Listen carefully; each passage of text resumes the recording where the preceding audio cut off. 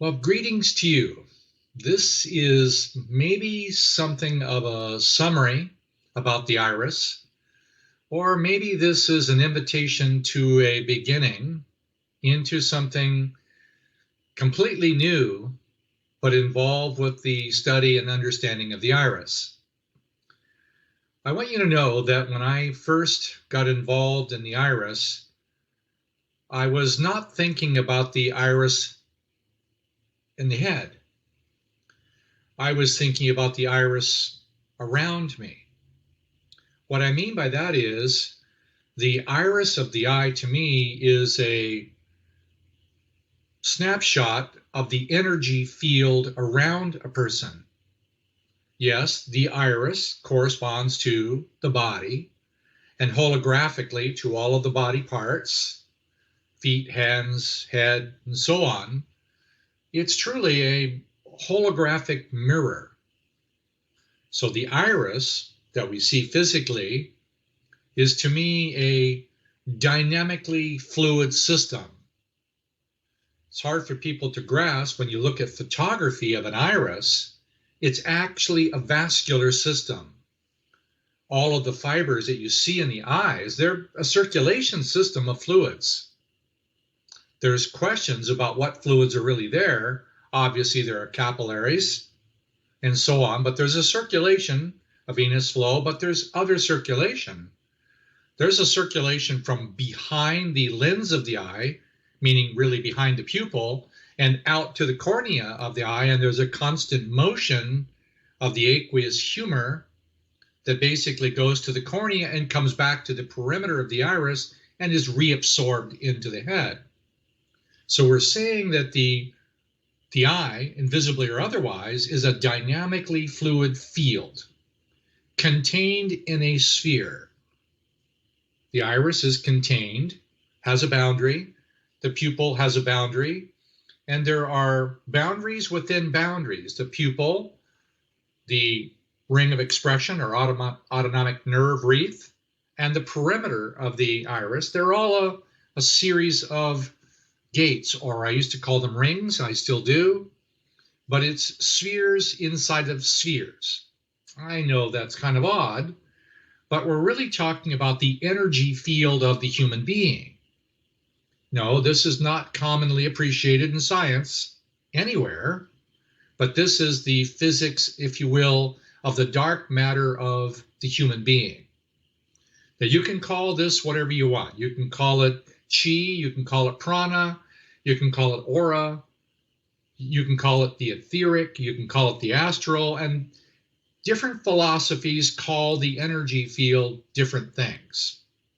But for me, it has gradations of density. And there are 6 degrees of density inside the iris, and there are 6 degrees of density inside this energy field.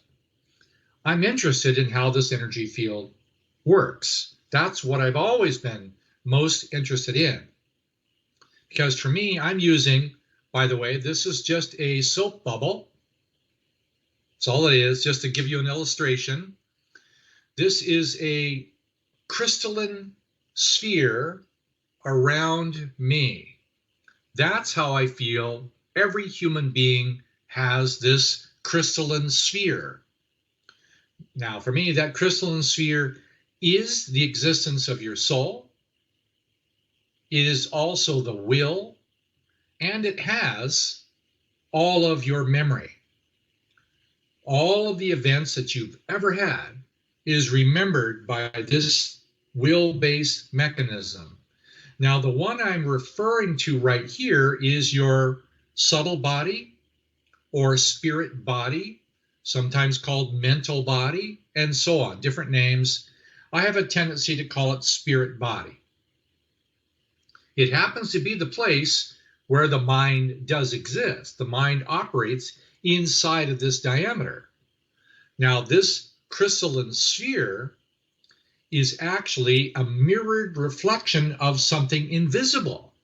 This is a shadow of something greater, meaning the etheric body that precedes the physical body is actually a mirrored reflection of something invisible. That something invisible is the soul.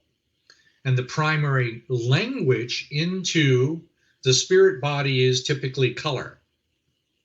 So typically the experience of feelings and color create the composite of the etheric spirit body, and it grounds into the physical body through the etheric body. The etheric body to me is the density of feeling that you have around rocks, plants, animals. They all have an etheric body. Now that etheric body is the channel by which the astral or spirit body comes into matter. Along this line are also the meridians of the flow. So the 12 different meridians and the 680 some acupuncture points on the body are actually circulation patterns from soul, mind, body. Whew, that's a lot, right? I'm interested in how this works. Well, what we find out is physical symptoms that arrive in the body arrive first in the etheric and spirit body. So things are arriving in the spirit body months, years, decades before they ever arrive in the physical body. They're on the way to you. And how they arrive and the mechanism that delivers them to you, well, you can call that the law of attraction. The law of attraction is constantly circulating things toward you to trigger you. Why would it trigger you? It would cause an emotional trigger, which, by the way, produces now an interior reaction. And if you have a memory from one of your ancestors that matches this trigger, and you have the emotion, you trigger a disease or challenge inside your body. So these law of attraction events are orchestrated by you, your soul, delivering these to you. You may not like who you thought you liked and married and had kids with and divorced, but that was a perfect law of attraction to bring the unresolved emotions into you. So these unresolved emotions are going to be your responsibility to feel. Now, I know it's not an easy thing to hear, but consider the possibility that 100% of everything that's coming to you is directly accessed from inside you, which means that you can't say, no, you did this to me, I blame you for that. No, the hospital did this. No, my work employee, no, you, my husband, my mate, every single emotional experience, physical symptom coming to you is the direct result of choices you're making or choices that you refuse to make.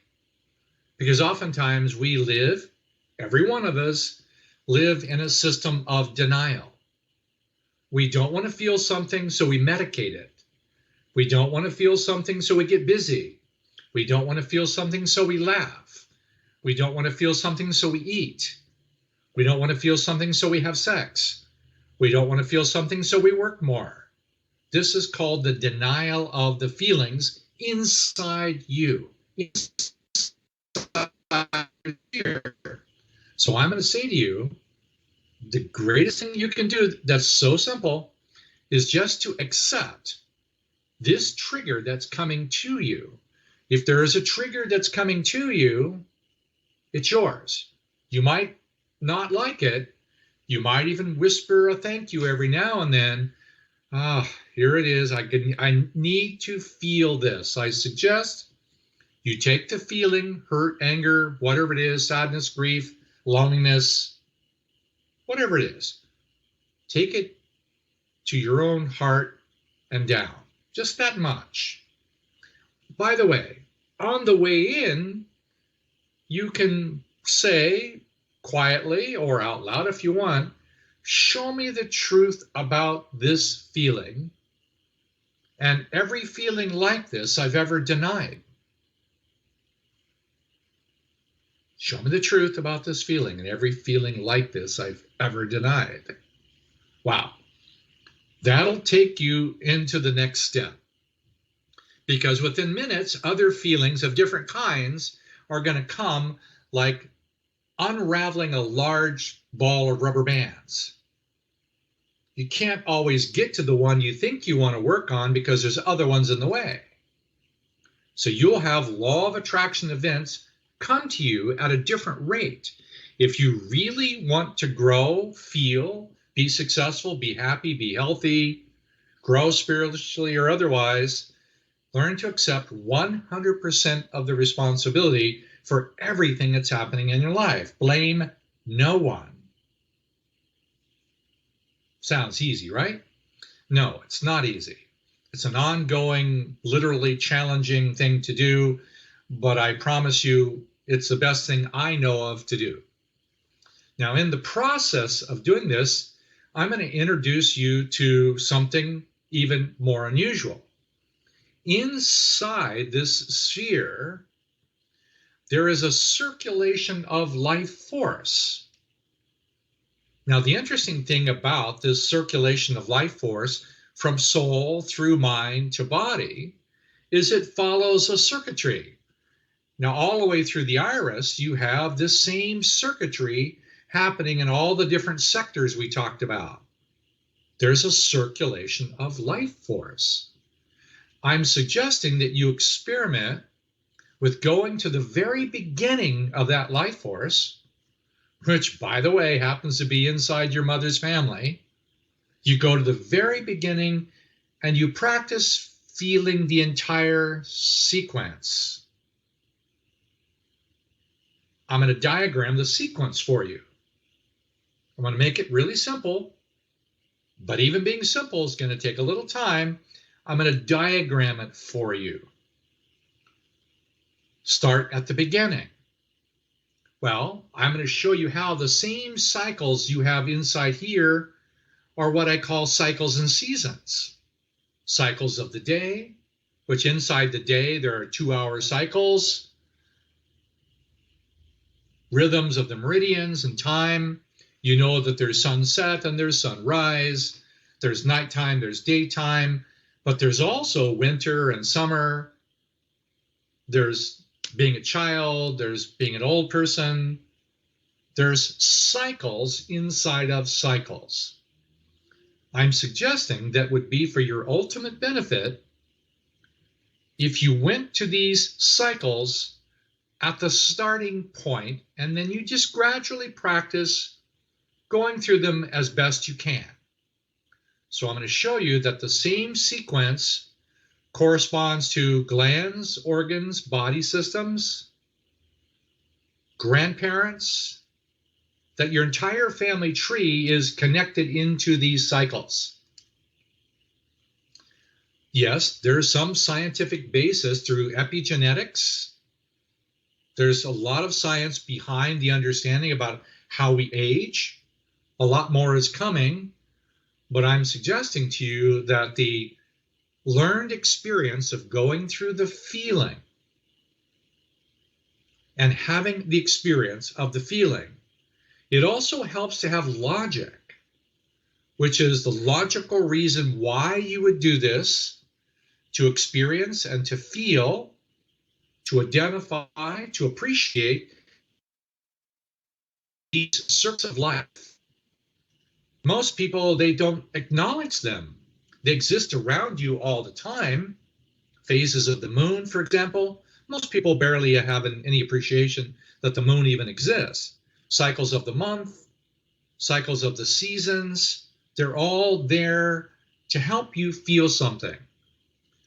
You know, you may not like this, but one of the most significant times that you can become aware of is 4 in the morning. I know, not easy to be awake at 4 in the morning to 6 a.m. Well, 4 in the morning, by the way, is not the beginning. It's actually the acceleration of the beginning. Yes, I'll explain that better in a moment. But 4 a.m. to 6 a.m.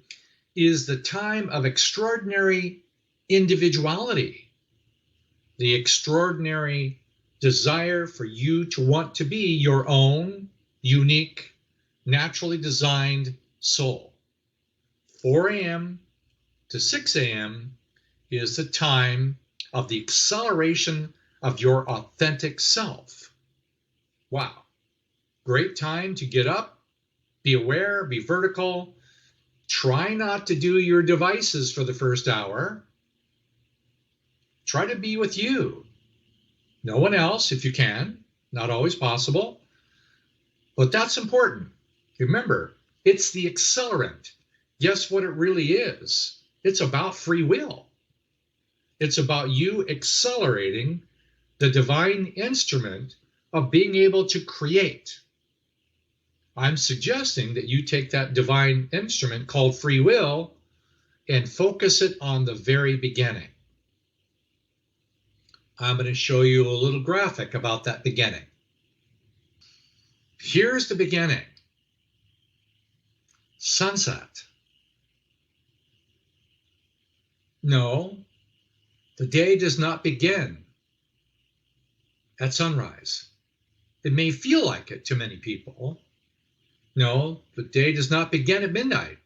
I thought it did. I don't practice that anymore. But I do believe the day begins at sunset. Not only the day begins at sunset, the month that matches sunset is the first month of autumn. In the southern hemisphere, it's going to be March 21st. In the northern hemisphere, it's September 21st. Thereabouts, it changes slightly. So I'm saying that the year begins not in January when we're doing celebrations about the new year. That's all based on the Romans. Sorry, I wouldn't suggest that you actually follow the Romans, by the way. But you might want to consider the natural patterns of nature, sunset, the autumn. For 6 months, you enter into the mother's family. Remember, I said that the most significant place to begin, which is obvious, is inside your mother's family. Now, I used to say that women did the majority of the creation of the children. I used to say it was 60. Then I used to say it was 80. Now I think that the women may be responsible for everything. Why? Because I think the jewel and the flower of the iris we spoke about begins inside the mother's pattern, and it goes through a cycle of patterns. So I'll just move out of the way for a moment. These are all of the sequences of the pattern of the day, from the yin pattern here to the yang.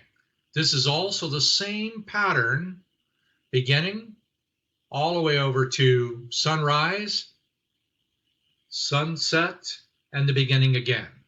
There's a pattern. I'm suggesting that if you identify this pattern, you appreciate its experience and what it means to you, you can begin to address the circulation of the life force available running through you and around you in the etheric body of nature, and also available to you in your own spirit body when you intend to feel it. So I'm suggesting that you learn to feel beyond your senses. Don't get me wrong, eyesight and touch and hearing, smell and taste, they're all pretty cool. They do remarkable things. But there's a whole bunch of other senses that we are capable of being able to feel. Now, one of these senses that you're aware of, and you use it all the time without knowing it, you could describe it as empathy. Empathy is your ability to feel something that's slightly beyond your physical senses. That's empathy. But there are other senses that correspond with the flow of this. Not necessary to go there right now, but the ability to be able to change, grow, be alive, feel, starts with feel you. Now, I'm going to suggest that you just experiment with this. Experiment with putting a beautiful lake at the bottom of your heart. A lake, like maybe one of these, or your favorite lake. The difference is in this lake, kind of like the lake that you see here, there are no waves. There's never been a wave. I know that's odd, but consider it as never been a ripple. Now, what I'm referring to is just before your incarnation. For those of you who want to do prior lifetimes, then before your first incarnation, there was something pristine, beautiful, authentic, and it didn't have any flaws. The experience of coming into matter gave you your mother and father's memories, and now you start to process them. And then you start to create your own to give future generations. This is how epigenetics works. But I'm also suggesting sooner or later, you can let go of those difficult, challenging memories from your family tree. Now, do you really want to process the unloving memories of your mother's mother's mother? You say, well, I don't know anything about her. I don't know her. Oh, yes, you do. She exists in every cell of your body. It's called DNA.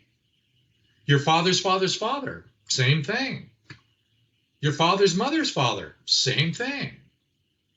They're genetically embedded in your processes, and they affect how life force moves.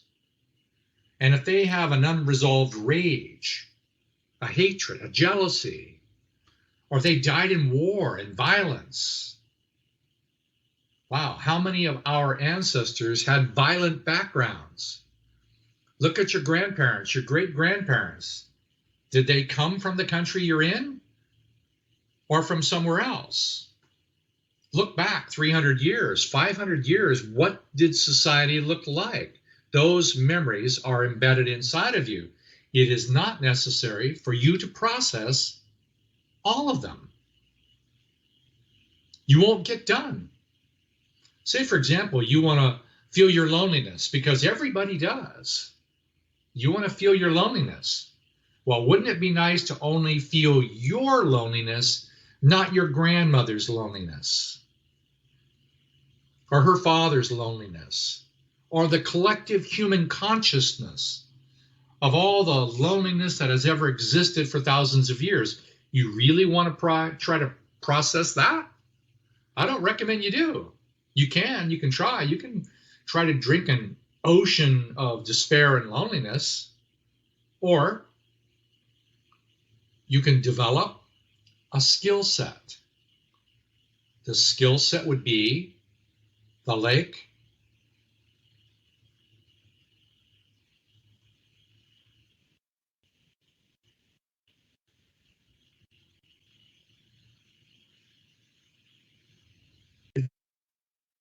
it's not something you have to create. It's something you have to feel. Originally, you had it.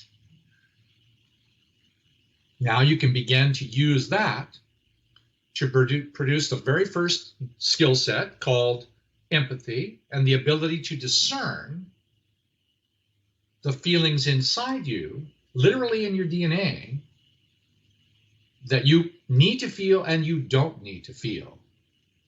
Then you're going to find out that sunset that lasts for 2 hours, and it has a specific series of feelings inside of it that you can discover. By the way, one of the major ones, peace. There are others. And then it leads to what you're familiar with, depending on where you live, when you actually decide to go to bed. I would suggest that you consider the value of 8 p.m. to 10 p.m. because that's the transition from the madness of the world into the pristine awakening of higher consciousness. I'm saying that when you truly lay down to go to sleep, you're not in your bed. You leave. You leave your physical body, but you take your etheric body, if you want to, or you take your spirit body with you, and you go to experience things. You pass through the dark, you close your eyes, and you go somewhere. I'm suggesting to you that from sunset to 10 p.m. is the secret beginning of the increase of your consciousness. I'm saying that between 10 p.m. and midnight is the brightest light that you can have. But you say, wait, I'm asleep. Yes, you're asleep in your body, but you're not asleep in your consciousness. Your consciousness is in the spirit world, and now you have available to you all kinds of profoundly beautiful opportunities. So you're asking me, I think some of you are, how is this a therapy? I'm saying that by the utilization of the cycles and seasons of time in 24 hours, or the cycles and seasons of each month, or of each season, this in itself is a universal therapy to resolve the unresolved emotions from your family tree and giving you the opportunity to resolve the ones that you've created. Yes, you've created some very damaging belief systems, attitudes, addictions. We all have. We live in a world that's difficult, cruel. We live in a world that is collectively ugly. It's beautiful too, but it's very damaged right now, and you and I both know it. It's having a hard time. So you and I can not only learn to withdraw our effect on it that's unloving, we can actually develop things that are positive and bring them through the cycle. Now, I would invite you, I have a program, that's starting in September. It doesn't matter where you are. This is only something you do alone, but you can go through a guided experience of going through each month of the year, 1 month at a time, on one location. That sounds like a lot of time to be focused on one gland, one organ, one body system, one grandmother, one feeling, sunset, mother's mother.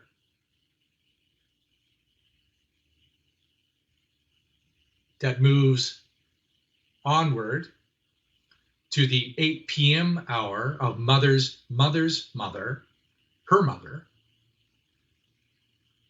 That in itself is a skill set, an instrument to help you feel and dissolve the emotional resistance that's causing you to slowly suffocate your life. The slow suffocation is death and aging. Sorry. So I'm suggesting that this approach is one thing for you to consider. I don't need to come here and say, look, out of the tens of thousands of supplements that come every month all the time, you can make choices to do with your biochemical vessel, your body. There are some I would recommend that you consider, but you don't need too much help with that. There's all kinds of vibrational remedies, from homeopathics to flower essences to elixirs and colors and sound and fragrances and mantras and postures. There's all kinds of them. But maybe there's only one sunset. I'm suggesting just feel sunset and the lake inside of you that has no ripple. Then measure every trigger that's coming to you and measure it with the lake that has no ripple. Oh, here's another one. Ah, there's another one. You watch a movie and you know it's a fantasy, but you have reactions of fear or pain or grief or sadness. Process that. The lake that has no ripple. So this is a very simple, basic thing to do. Just try it for a week, a month, a year. If you spend a year just focus on your pristine soul and the lake that has no ripple, yeah, you're going to have a good year. Now, do you really need more information? It's always useful to have a logical understanding. And yes, I'll be delighted to give you more. Let me just give you another glimpse of something for you to consider. You ready? Yes. Look closely. It's moving. The one on the inside, those are the hours of the day. This other ring is the month of the year and the corresponding mother's mother, the grandmother associated with that month. Yes, there's several other rings, wheels, but this is you in the middle.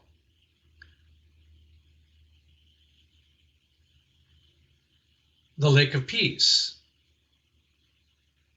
the divine nature of your own soul. Well, for me, a rose is a pretty good,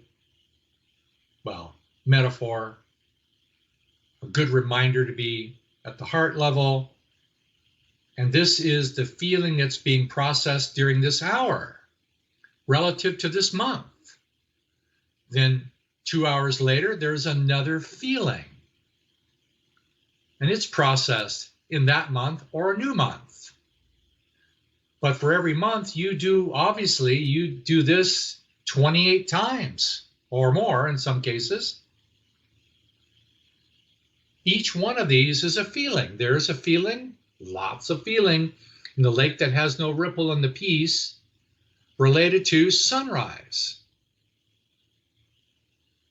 Later on, you'll find out that each one of these is a gland, an organ, a body system. I'm talking about the iris being a dynamically fluid system. The energy field, the aura, whatever you want to call it, doesn't matter. It doesn't care what you name it. It just functions. It circulates, it moves. I'm suggesting sunset is the beginning of how you move through the entire pattern. Now, I urge you to consider 18 months. Later on, I'll tell you why. Because one full cycle of this enables you to do the second cycle with a higher degree of feeling.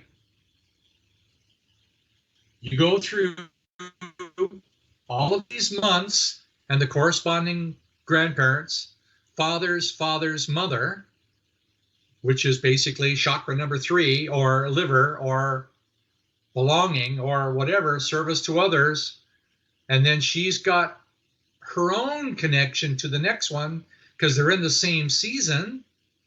That's father's mother's mother, and that's compassion for all living things, love of animals. Another month. You go through these 3 months over here, and it comes into autumn, and you come into mother's mother, and it lines up. Their feelings. It's poetry. It's dance. It's allegory. It's myth. It's color. It's time. It's space. So I'm suggesting it might also be a useful therapy. If you'd like to participate with us on this, oh, by the way, any work that we invite you on in this. Costs nothing. We don't want to charge for something that already belongs to you. It's yours. To help you understand it, feel it, is a service. Easy enough? Not asking anything back from you? Wow, that's pretty weird. How does that feel? Does it make you suspicious, doubtful, creative, angry, attracted? Good. Process it. Whatever it is. Okay, this is the Therapies of Rayid, if you want to call it that. This is how the system works. This is our invitation to participate if you want to. Wherever you go, we'll be feeling you.